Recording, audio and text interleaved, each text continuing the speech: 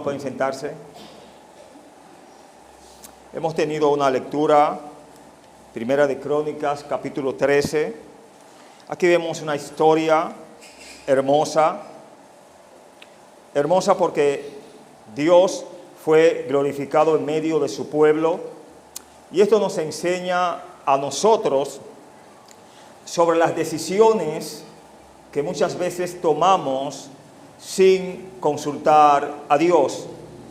¿Qué estamos diciendo? Podemos como iglesia tener buenas intenciones. Podemos tener tal vez lo mejor de corazón para que algo fluya. Pero cuando tú y yo no consultamos a Dios en primera instancia, las cosas no saldrán como deben de salir. En ocasiones tenemos muy buenas intenciones, pero si nuestras buenas intenciones no han de glorificar a Dios, se cae todo.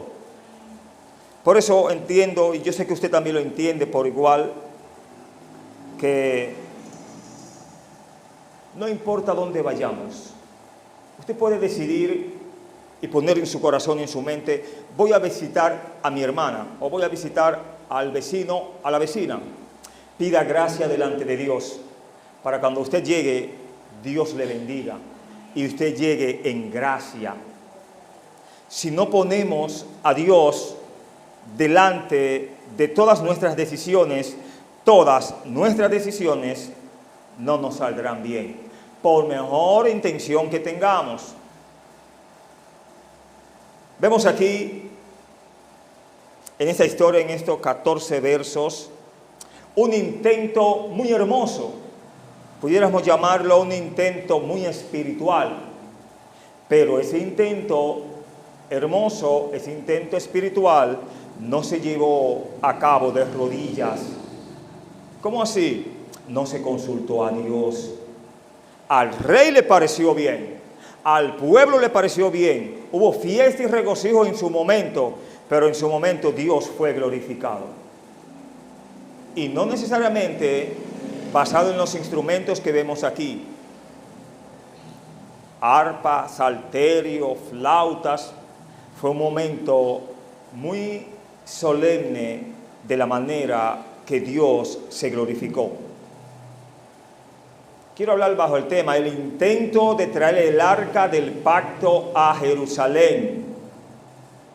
El rey tenía la intención de llevar a la capital, cerca de su casa, el arca del pacto. Algo muy bueno. Él quería que el pueblo se identificase con Dios y que reconozcan de que el verdadero rey era Dios y que David se debía a un rey que era su Dios. ¿No es bueno todo eso? Claro que sí es bueno, pero David olvidó consultar a su Dios si eso traería gloria a Dios. En los versos 1 hasta el verso 4 vemos el plan para traer el arca del pacto a Jerusalén. Dice: entonces David tomó consejo con los capitanes de millares y de centenas y con todos los jefes. Y dijo David a toda la asamblea de Israel: si os parece bien y si es la voluntad de Jehová nuestro Dios, enviaremos a todas partes por nuestros hermanos que han quedado en todas las tierras de Israel, y por los sacerdotes y levitas que están con ellos en sus ciudades y ejidos, para que se reúnan con nosotros y traigamos el arca de nuestro Dios a nosotros, porque desde el tiempo de Saúl no hemos hecho caso de ella. Y dijo toda la asamblea que se hiciese así, porque la cosa parecía bien a todo el pueblo. ¿A quiénes les parecía bien la cosa? A todo el pueblo. Mire que el texto nos dice, vemos la palabra: si os parece bien y si es la voluntad de Jehová nuestro Dios. Efectuar lo que tenían en mente todos. Pero ¿cómo David se podría dar cuenta? ¿Cómo él podría descifrar, reconocer de que eso que él iba a llevar a cabo con el pueblo, con la asamblea, con sus jefes, con todos, iba a ser la voluntad de Dios? Mucho silencio, ¿no? Veamos, la única forma de saber cuál es la voluntad de Dios es consultando a Dios. David no era un neófito, no desconocía la palabra de Dios. Él no desconocía consultar a su Dios. ¿Cuántas veces David no consultó a Dios? En momentos difíciles, en pecados, en adversidades, etc. Y ahora ya siendo rey iba a olvidar eso. Tengamos cuidado, hermanos, nunca creamos que lo sabemos todo. Siempre será importante consultar a Dios, orar a Dios.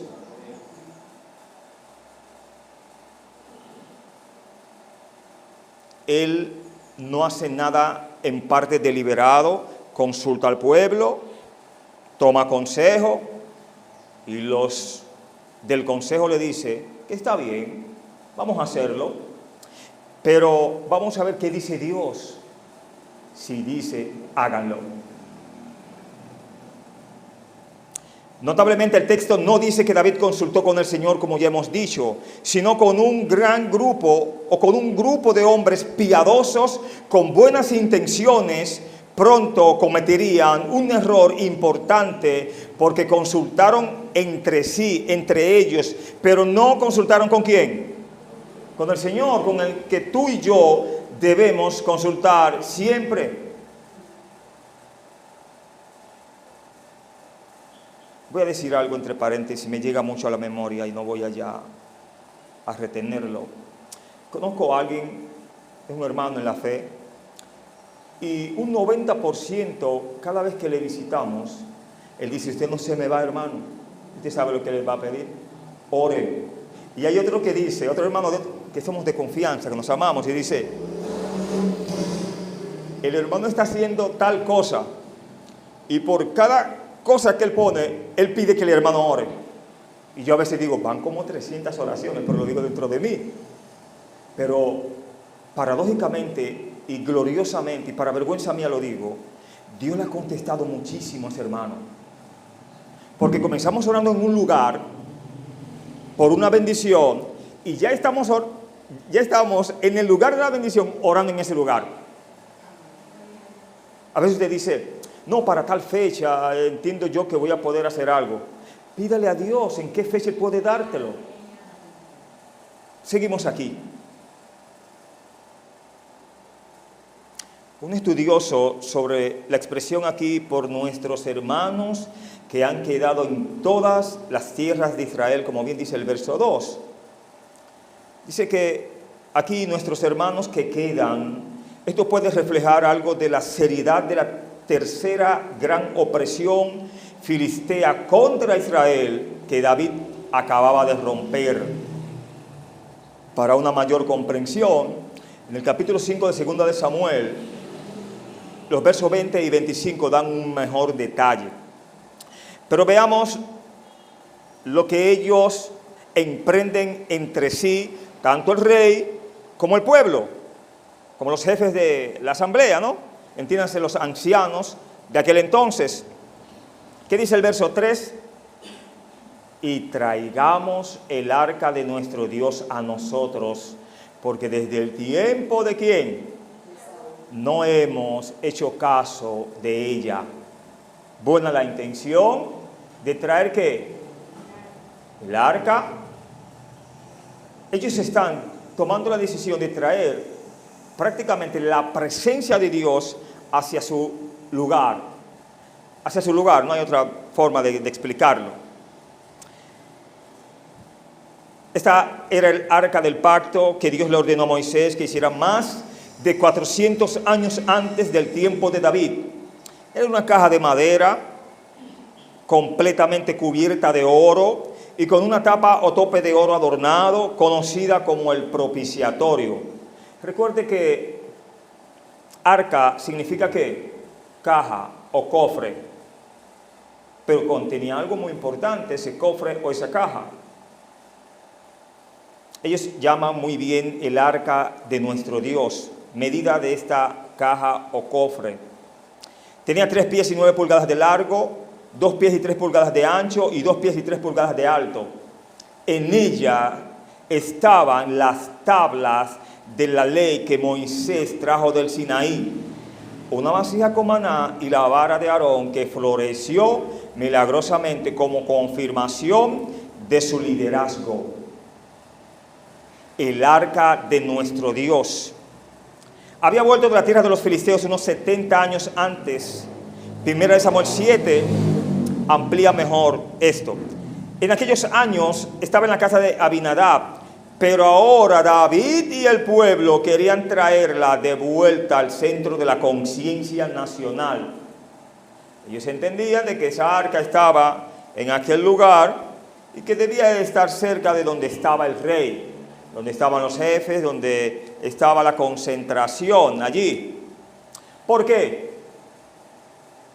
Porque les pareció bien a ellos. Ellos pensaron que su pensamiento iba a ser el mejor. Como bien lo dice el verso 4. Dice, y dijo toda la asamblea que se hiciese así, porque la cosa parecía bien a todo el pueblo. Cuidado con nuestras decisiones. Cuidado con lo que todos queremos en un momento dado y lo transmitimos y queremos que se haga. La iglesia pide, no, pastor, vamos a hacer esto, vamos a hacer lo otro, creemos que se puede, etcétera, etcétera. No hay una mejor expresión y mejores palabras que vamos a orar. Vamos a orar. Vamos a orar. Sin la consulta a Dios, nada tendrá significado en nuestras vidas. Porque la cosa parecía bien a todo el pueblo. La idea de traer de regreso el arca del pacto al centro de la conciencia de Israel era buena. Claro que sí, tener el arca cerca era lo más hermoso que podía ser, tener los 10 mandamientos ahí, la tabla de la ley, la vara de Aarón que reverdeció. Su método para traerla pronto sería expuesto como incorrecto. Era bueno tanto para David como para los israelitas tener el arca en Jerusalén, eso no se puede negar. David sabía que no él, sino Dios, su Dios Jehová, era su verdadero rey. Y él sabía que su propio gobierno debe de depender ¿de qué? De la voluntad y el consejo de Dios. Pero él no buscó el consejo de Dios, él no buscó el consejo de Dios para ello.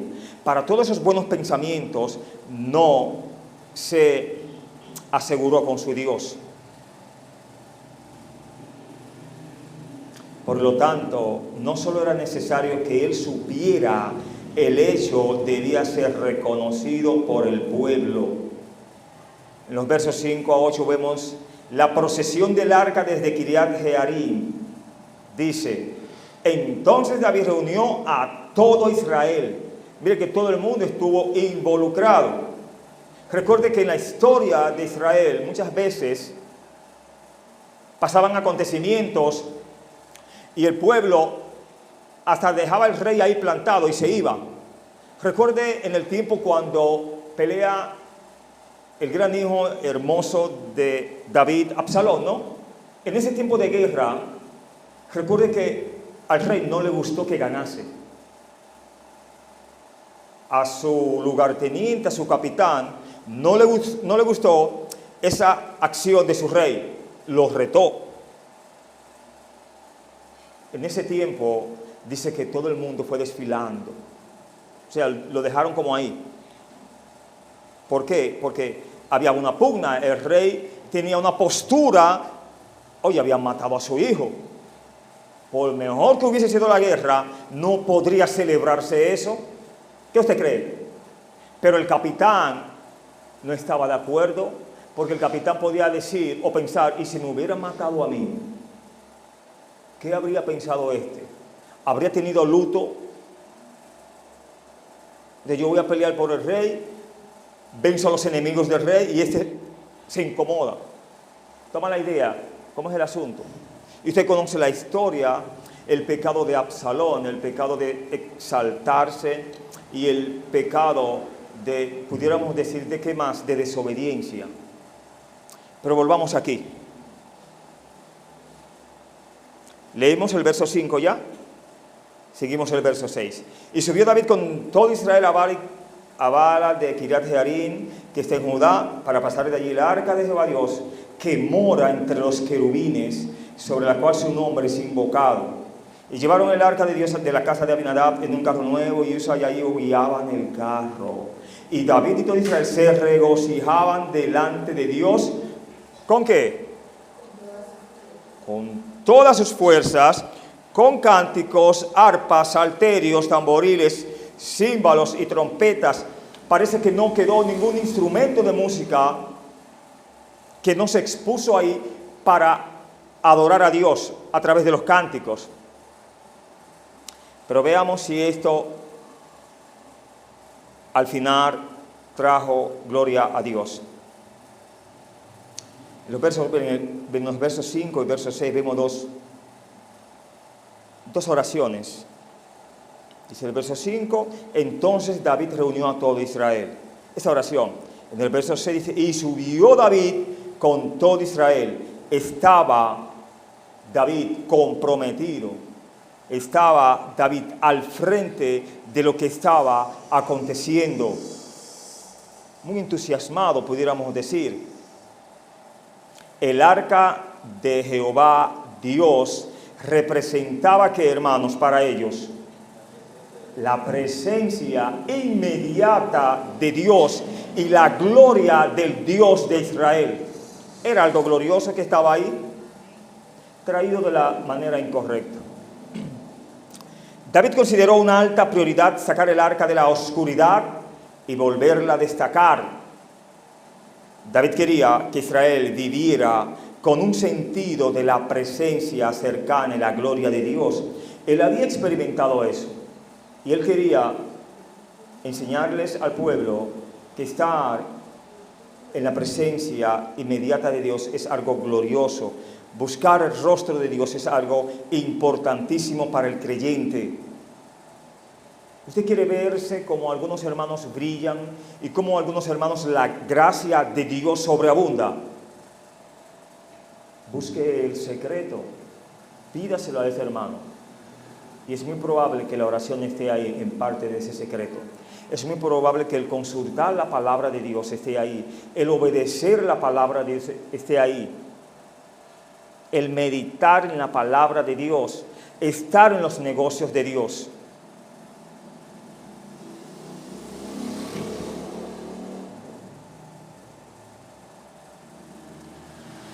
El verso 7 dice, llevaron el arca de Dios de la casa de Abinadab en un carro nuevo, y Usa y Ahío guiaban el carro. ¿En qué llevaron ellos el arca? Dios le había dicho a ellos en la ley que su arca debía de ser transportada en un carro, y mucho menos nuevo. ¿Le importa a Dios un carro nuevo? Esa arca, la forma correcta, lo vamos a decir, era que debía de ser cargada por hombres de Dios, hombres de la tribu de los levitas. Hombres debían de cargarla, no un carro, mucho menos nuevo, para impresionar a Dios. Dios no es impresionado por nada.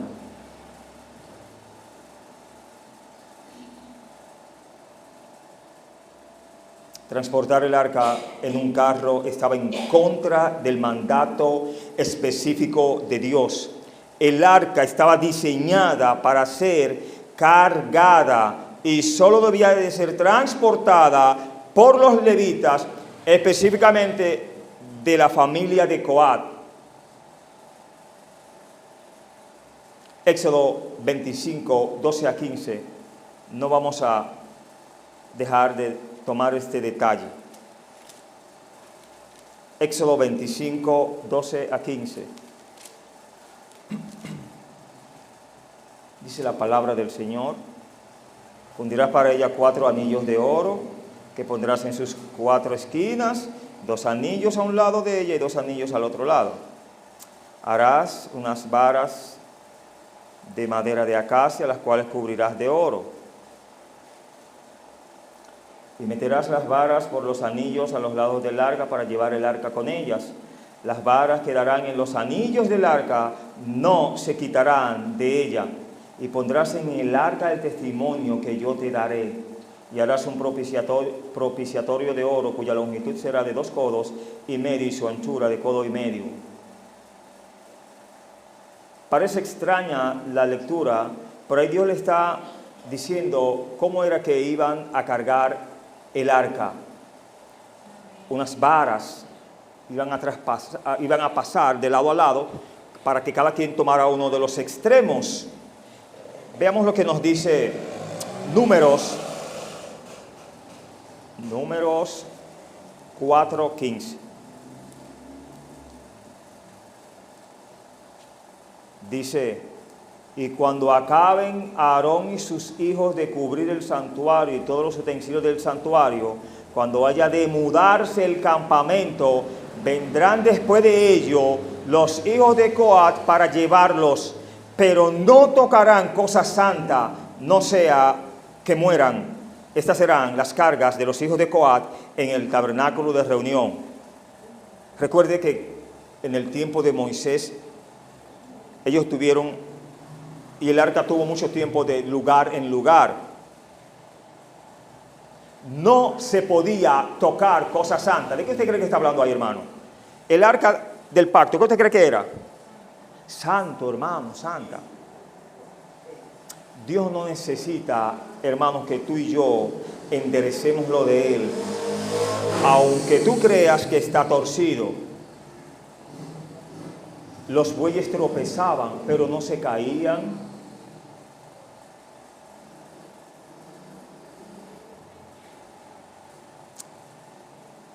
Allí se ordenó, en esos textos que acabo de leer, expresamente que el arca se llevara sobre los hombros de los sacerdotes. ¿Por qué? Espero que esto sea lo único que aprenda del mensaje. Porque la causa de Dios debe avanzar por el mundo por medio de hombres consagrados y no por instrumentos mecánicos. Porque la causa de Dios debe avanzar por el mundo por medio de hombres consagrados y no por instrumentos mecánicos. Podemos imaginarnos lo que pensaron estos hombres. Miren, tenemos un carro nuevo para el arca de Dios. Dios se sentirá muy complacido con nuestro elegante carro nuevo.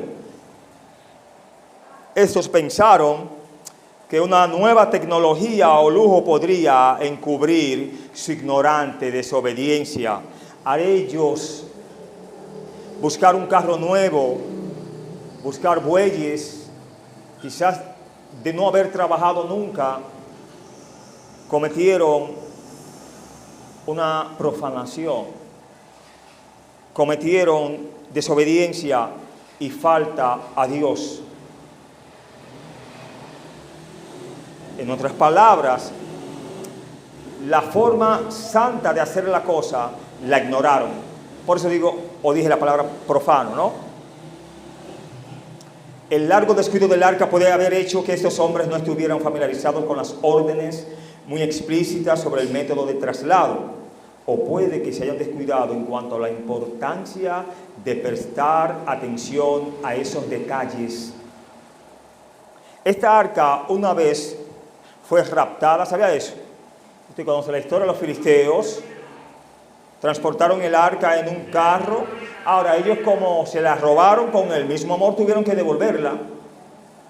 Y usted me puede preguntar, sí, hermano, pero ellos la devolvieron en carros. Y yo le pregunto, y de los filisteos, ¿quiénes eran levitas? Y yo le pregunto, ¿conocían la ley los filisteos? ¿Conocían sus códigos? Y recuerda, hermano, que Dios te va a exigir más a ti que conoces de la palabra de Dios que el que es ignorante de la palabra de Dios. No es que no va a exigir al ignorante, sino al que sabe más. Dios, ¿qué usted cree que va a hacer? Le va a exigir más.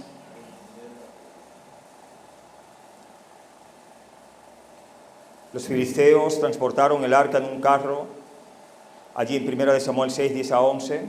Se salieron con la suya porque eran filisteos, pero Dios esperaba más de su pueblo, Dios espera más de nosotros. No es lo mismo caer siendo un nuevo creyente que caer como un creyente experimentado.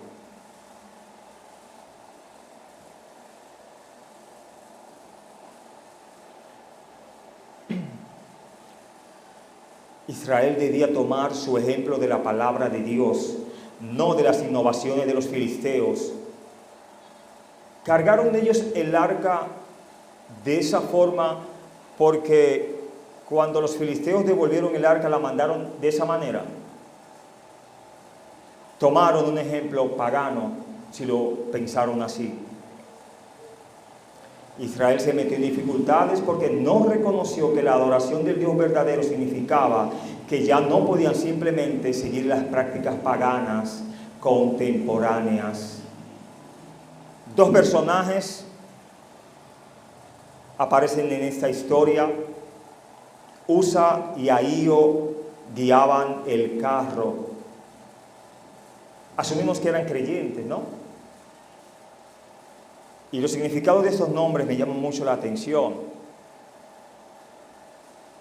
¿Eran hijos de quién? Según el texto de Abinadab. Y estos pintan un cuadro significativo. Usa. ¿Alguien sabe qué significa este nombre? Usa. Significa fuerza. Y Ahío significa amistoso. Son bonitos los nombres, ¿no? Hacían honor a su nombre. Gran parte del servicio al Señor es así.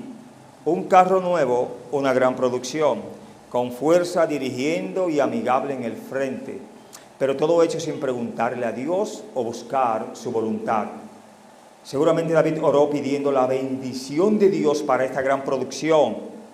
Pero una cosa es pedir la bendición de Dios y otra cosa es pedir que la dirección, la guianza.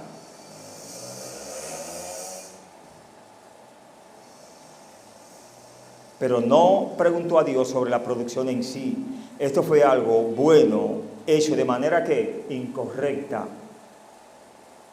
¿Estaba contento el pueblo, sí o sí? Dice el verso 8, y David, ¿y quiénes más estaban regocijados? Y todo el pueblo, ¿no? Delante de Dios. Y David y todo Israel se regocijaban delante de Dios con todas sus fuerzas, con cánticos, arpas, salterios, tamboriles, címbalos y trompetas. Si alguien amaba adorar al Señor era David. Una muestra aquí. A juzgar por la importancia de la ocasión y todos los instrumentos mencionados, esta era toda una producción. Nosotros le llamamos aquí la programación, no el programa, etc. El ambiente era alegre, emocionante y atractivo a los hombres. El problema era que nada de eso agradaba a Dios, porque todo era en desobediencia a su palabra. A menudo nos sentimos tentados a juzgar una experiencia de adoración por cómo nos hace sentir. Pero cuando nos damos cuenta de que la adoración se trata de agradar a Dios, nos sentimos impulsados a su palabra para saber cómo quiere que Él sea adorado.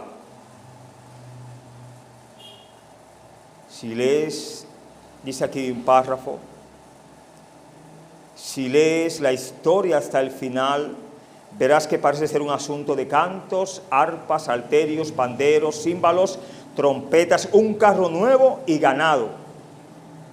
Eso es todo lo que hay en él.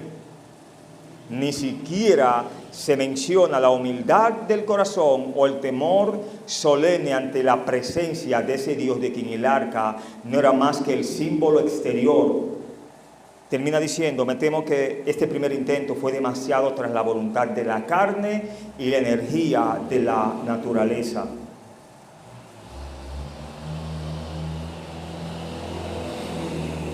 Consecuencias de nuestra desobediencia, de cuando yo desobedezco y de cuando tú desobedeces. Usa y Ahío aquí estaban en desobediencia. Como tal, la muerte de Usa y sus secuelas. ¿Qué es lo que hace Usa? Toca el arca y muere en juicio.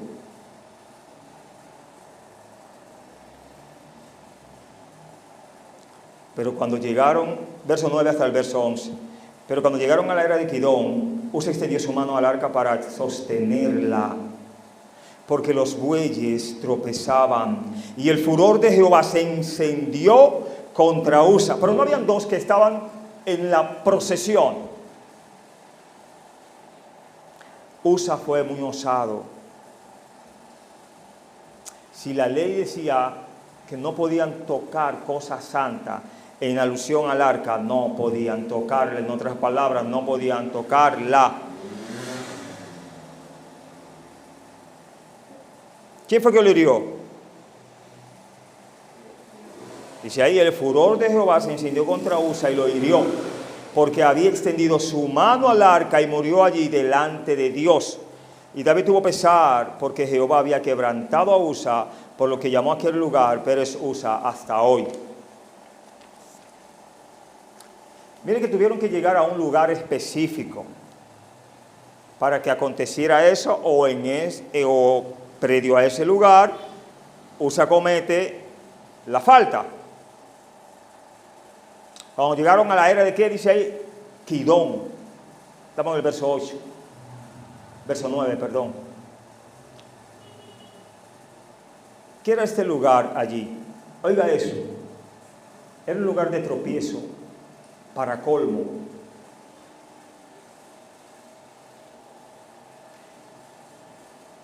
Era una era donde se recogen todos los tallos de trigo y se separan de la paja. Había demasiado paja en esta producción y Dios removería la paja en la era de Kidón. Dice el texto que Usa extendió su mano al arca para sostenerla. Esto estaba estrictamente prohibido acerca de la transportación del arca. Según Números 4:15 dice, no tocarán cosa santa, no sea que, dice el texto allí, que mueran, y parece que era verdad, porque lo probó Usa, y ya usted sabe el efecto. Pero ¿por qué Usa osa tocar el arca, el cofre? ¿Por qué? Bueno, el texto lo dice. Los bueyes tropezaban. Buena intención. Si casi cae el arca, o si tal vez en esa tropezadera al moverse creyó que se caería, entonces quiso enderezar, tocar, pero a ellos nadie le había dicho que eso se tocaba. Eso es santo. Y tú y yo, lo ideal es entrar ante Dios reconociendo que Él es santo.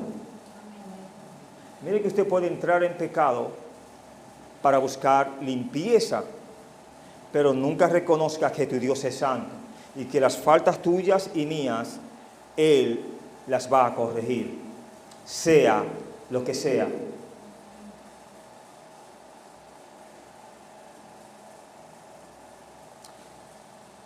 Usa lo hizo porque los bueyes tropezaban, tal vez al ver el grano en la era, y temió que tal vez el arca se cayera del carro nuevo y se estrellara contra el suelo. Creyó que su mano sobre el arca era mejor que el arca en el suelo. Si se caía, ¿qué era lo único que tenían que hacer? Quienes estaban regulados para ello. Total, se tuvieron que detener porque no se podía tocar. Usa decidió en un momento ignorar el mandato de Dios y hacer lo que le parecía correcto. Esto nos muestra que incluso nuestras decisiones tomadas en un momento son importantes ante Dios. En el verso 10 dice, y el furor de Jehová se encendió contra Usa y lo hirió porque había extendido su mano al arca y murió allí delante de Dios.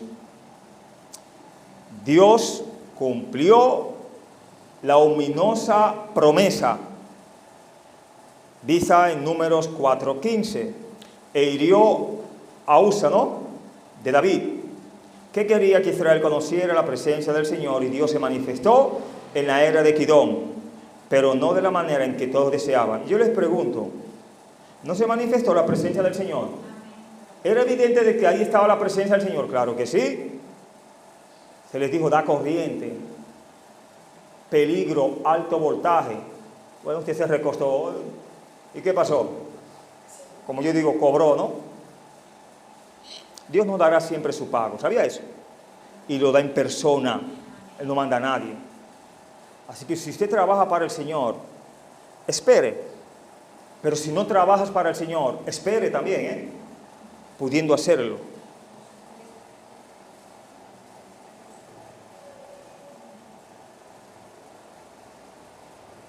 El pecado de Usa fue más que un instinto o un reflejo. Dios hirió a Usa porque su acción estuvo basada en errores críticos en su pensamiento. ¿De cuántas formas se equivocó Usa? Primero, Usa se equivocó al pensar que no importaba quién transportara el arca. Solo los de la familia de Coat podían hacerlo.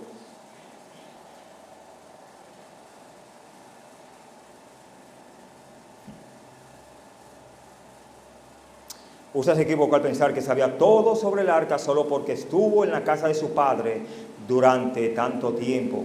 Segunda de Samuel 6:3.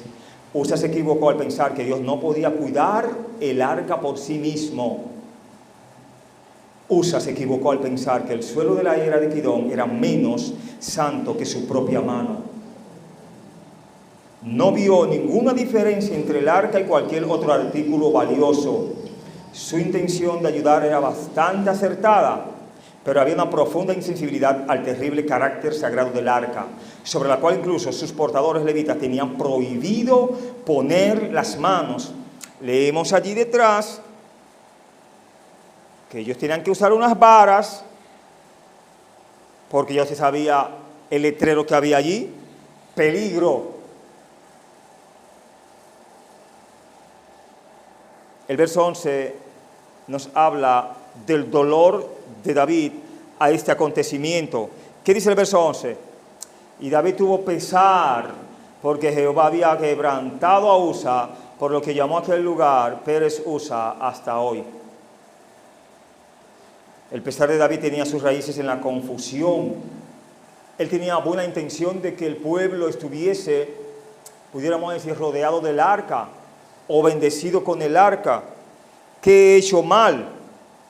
No podía entender por qué sus buenas intenciones no eran suficientes. Dios se preocupa tanto por nuestras intenciones como por nuestras acciones. Al no consultar a Dios, su acción fue incorrecta. En los versos 12 hasta el verso 14 vemos el temor de David y la bendición de Dios sobre la casa de Obed-Edom. Dice, y David temió a Dios aquel día y dijo, ¿cómo he de traer a mi casa el arca de Dios? Y no trajo David el arca a su casa en la ciudad de David, sino que la llevó a casa de Obed-Edom Geteo. Y el arca de Dios estuvo con la familia de Obed-Edom en su casa 3 meses, y bendijo Jehová la casa de Obed-Edom y todo lo que tenía. ¿Qué aprendió David? ¿Cuál fue la lección ahí? Temió, ¿no, verdad?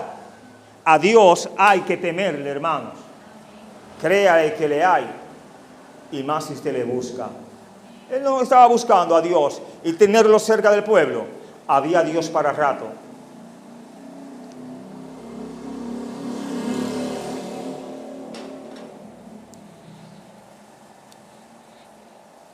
¿Qué fue lo que dijo José a sus hermanos?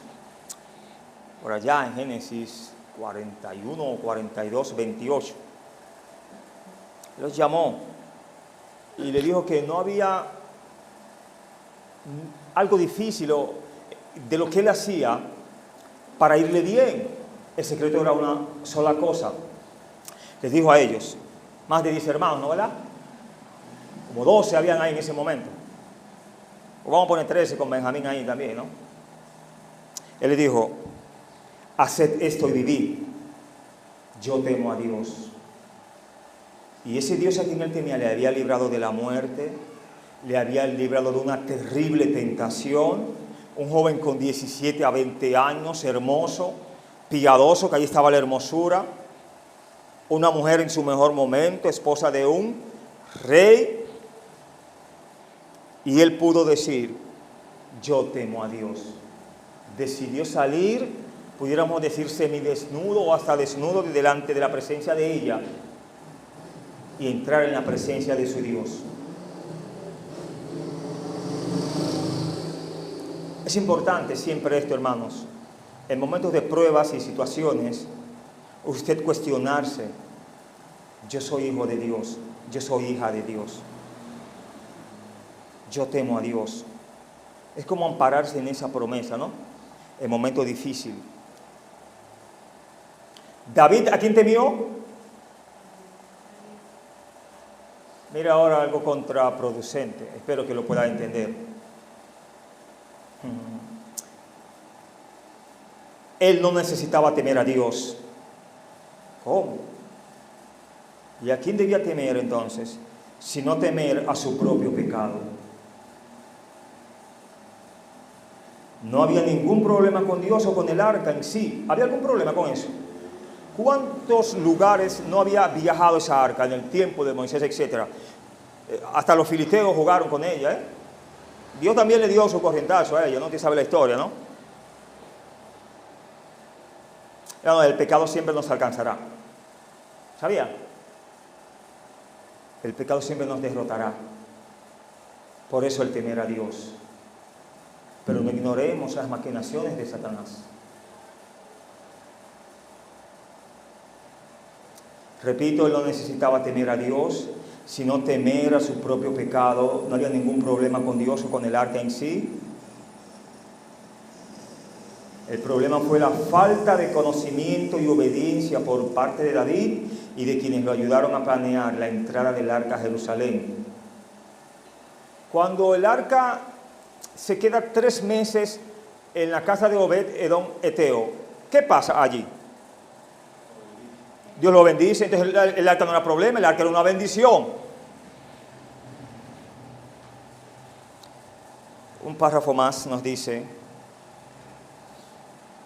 si los lectores de Crónicas querían que se restauraran las glorias anteriores de Israel, ellos también deben contar con un Dios cuya santidad dinámica no puede ser contenida dentro de las limitaciones humanas.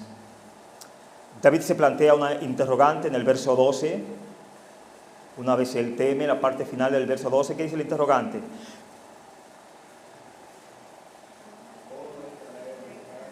Lo que él debió de plantearse en el verso 1, se lo plantea ¿en qué verso? ¡Wow! Y esa es la manera que preguntárselo a una sola gente. Divina, ¿no? A Dios. Dios se lo iba a recordar y le iba a contestar si era tiempo, si era su voluntad, si podía proceder.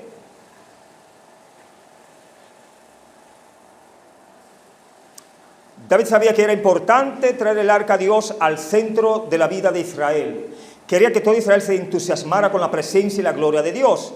Debido a lo que sucedió en Ausa, David sentía que no podía hacer lo que Dios quería que hiciera.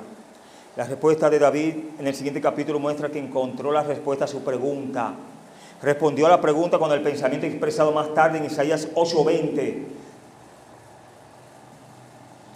A la ley y al testimonio. David encontró la respuesta en la palabra de Dios. Todo el relato refuerza el principio de que Dios está interesado tanto en el proceso como en el resultado. Nunca sería bueno que David o Israel tuvieran la actitud: mientras llevemos el arca de Jerusalén, no importa cómo lo hagamos, la forma en que lo hicieron realmente importó.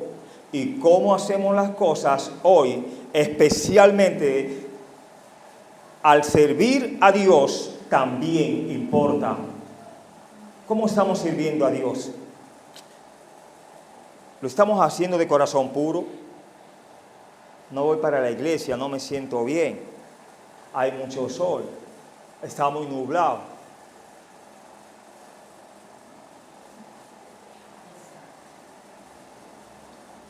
quizá fulana va, yo no voy.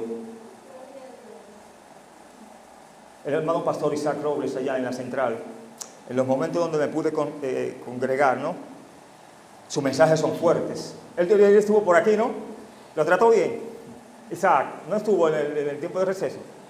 No vino, ok, él enviaba, pero su corazón estaba aquí, él me decía la intención que tiene, ¿no? Y él le decía en sus mensajes, que son mensajes que yo lo cojo para mí. De hecho, al predicador, otro predicador, hermano Neody Richardson, muy amigo, muy hermano, cuando en un momento que visitaba allá, entendía que él era el que iba a predicar. Y me le acerqué y le dije, estoy aquí porque necesito ser pastoreado.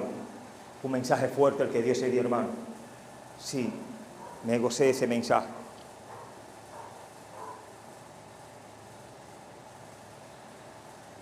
Importa cómo sirves a Dios. Lo que iba a decir Isaac es, usted sabe que la iglesia es grande allí, ¿no? No tenemos ellos no tienen la bendición de podernos saludarnos todos. Es muy probable que cuando se acabe el culto allí, no todos puedan estrechar las manos, ¿no? Como cuando nos vemos y nos saludamos, que le digo, tenía tiempo que no estrechaba sus manos, y él también lo dice, vamos a estrecharnos, que tenemos mucho que no nos estrechamos, y ahí nos saludamos, etcétera. Pero lo que él decía en su momento, aquí hay hermanos que no se soportan, aquí hay hermanos que no se saludan, que no se hablan. Ya usted sabe por dónde iría ese mensaje, ¿no? ¿Usted cree que a Dios le agrada eso, hermanos? Que vengamos a la casa de Dios donde nos purificamos, donde podemos limpiarnos y salir peor. Nadie que vaya a la casa de Dios y escuche un mensaje de Dios puede salir igual. Pero volvamos aquí.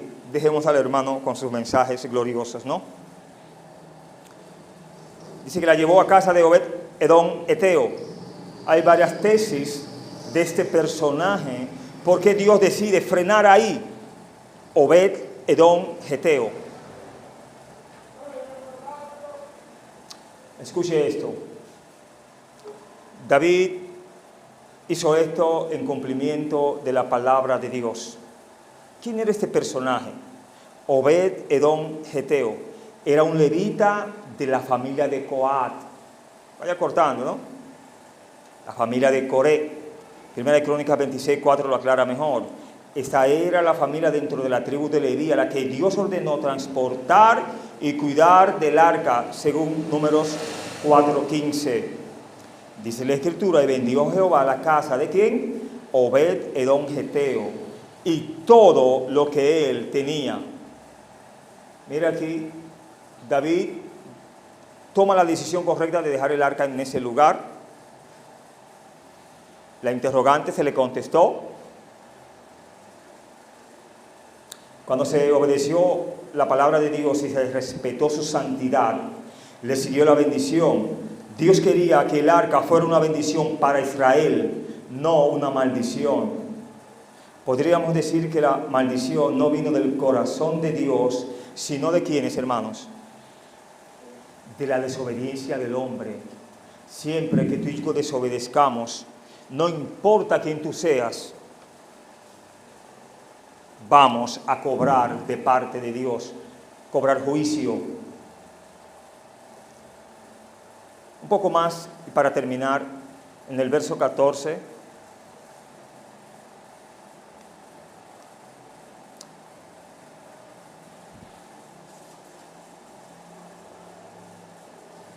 Ok, el verso 13 fue que acabé de explicar, donde habla de que la llevó a casa de Obed Edom Eteo. Otras tesis acerca de este hombre, con esto termino.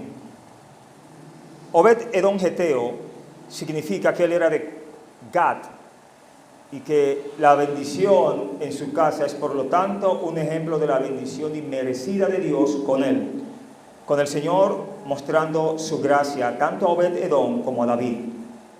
Sin embargo, otra tesis dice, parece mejor tomar que este hombre era solo un peregrino en Gad, de donde fue llamado Geteo, y que originalmente era un levita, según Primera de Crónicas 15, 17 a 18. Hermano, hermana, sacamos una reflexión de de un pastor en su prédica, hermano Isaac, una vez más lo tocamos el nombre, y la interrogante que decía el hermano allí a la congregación y a mí, a todos, que hay hermanos que no se hablan, eso me preocupa mucho, que hay hermanos que no se toleran, que habemos hermanos que no nos buscamos, pudiéndonos buscar. Tengamos cuidado, hermano, con ello. Si usted dice que ama a Dios, a quien no ha visto, ¿cómo puede amar a su hermano que ve?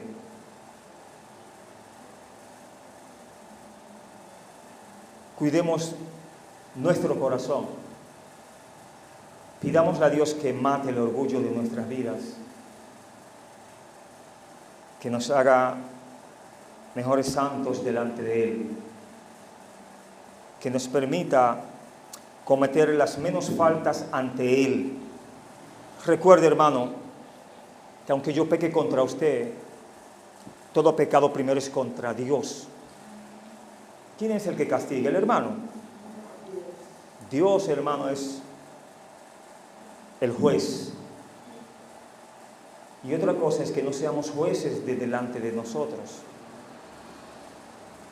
Pensemos en nosotros, en la situación del otro. Seamos sabios y procuremos siempre el amarnos de corazón.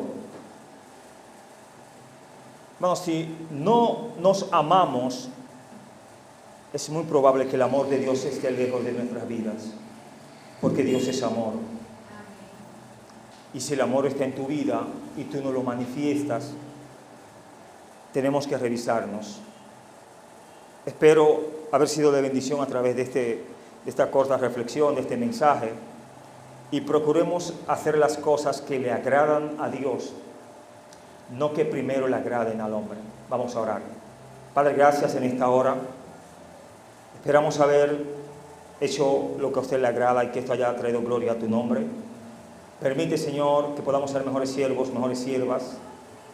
Mate nuestro orgullo. Ayúdenos a ser humildes ante usted. Ayúdanos a amarnos los unos a los otros. Ayúdanos a buscarnos los unos con los otros, Señor. Porque usted es santo, oh Padre. Queremos su bendición de la mejor manera como usted la ha establecido. Mira, aquellos que no hemos visto aquí, Señor, usted conoce las causas. Bendígales, guárdales, fortalézcales. Aquellos que han escuchado de tu palabra, bendígales. Y que podamos ser mejores cada vez, oh Padre, y reconocer de que esto es tuyo, Señor, de que tu casa es tu lugar donde moras. Ayúdanos, Señor, a buscar siempre ese lugar donde usted mora, oh Padre. Señor, gracias por tantas bendiciones. Síganos ayudando en lo que resta, en el nombre de Jesús. Amén. Que Dios les bendiga, hermanos.